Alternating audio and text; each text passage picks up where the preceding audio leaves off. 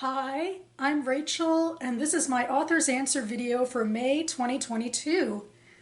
The Author's Answer series was started by author-tuber J.D. Archer and his writing group that mostly existed in blog form, I believe. And they asked themselves a series of reading and writing related questions, and first JD answered them on his blog and had his, co-writers answer them on the blog, and then he made a few videos himself on his AuthorTube channel, and then I co-opted it for myself and have been answering these questions sequentially, one per month, for the past several years. So I'll link to a whole bunch of more information of playlists and such down below. Anywho, this month I am on to question number 62, which is, what is the favorite character you have created, either for a story or just 'cause? I actually read that question incorrectly when I was preparing for this video, and I suppose my correct answer would be that I was in a Harry Potter role-playing game, and I created the character of Padma Patil for that game. Of course, I didn't really. It wasn't really my character to start with, but through the game she became my own. And it was such an incredible collaborative writing experience doing that role-playing game, to the effect that then I have a novella that's out on submission, and it is based on the characters in that game, and Padma is much changed as a matriarch of Eastern Shore family in Maryland, but that's how things go. So maybe that's not the correct answer after all, since I really can't claim Padma Patil as an original character, not without getting sued. The way I first thought about this question is to name your favorite characters you created just because.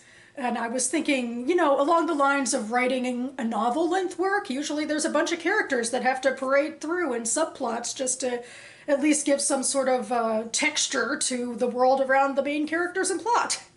It is less likely for these types of characters, these sort of NPCs, as you will, to exist in short stories because you have so much less room to play with and every word counts.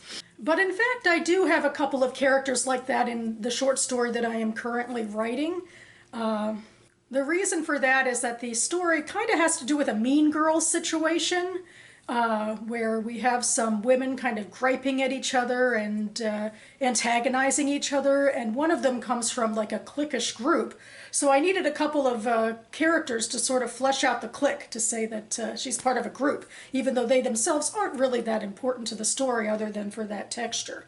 So I'm not really sure how to get around that. I do get the criticism sometimes that I have too many characters and it's hard to keep them straight. But I feel like, you have to have something sometimes to, flesh things out. So for the moment they're staying. They're part of my Mean Girls clique. And I have named them Heather and Lindsay. And I had specific reasons for that. I named one of the women Heather after the 1980s movies, the Heathers, sort of the original Mean Girls, if you will. In fact, there have been video essays comparing the Heathers and Mean Girls, the two movies, on YouTube, but anyway. And the other woman I named Lindsay in honor of a friend who absolutely loves the movie Mean Girls, so that was my homage to her, and in fact this friend is my friend through the Harry Potter role-playing game I just mentioned, so what do you know? She doesn't actually know this yet, that I've named a character after her in a short story, and that character is particularly a mean girl, background dancer. But I think she'd be tickled. I really do. So maybe I should tell her.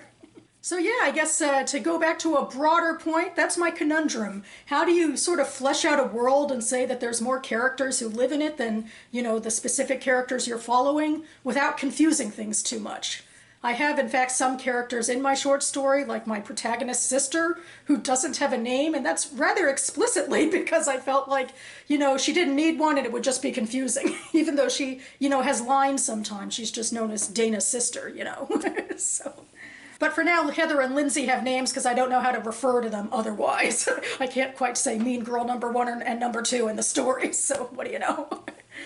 But that about covers it for me now. Maybe as another homage to something, I will link to, a video I can find maybe about Mean Girls and the Heathers movie down below as well. And I will be back on this channel imminently as we, continue through the tail end of May, because I have a book haul for May to share with you all, hopefully before the month is out, so stay tuned for that. In the meantime, thanks so much for watching, everyone. Keep writing, and I'll see you next time.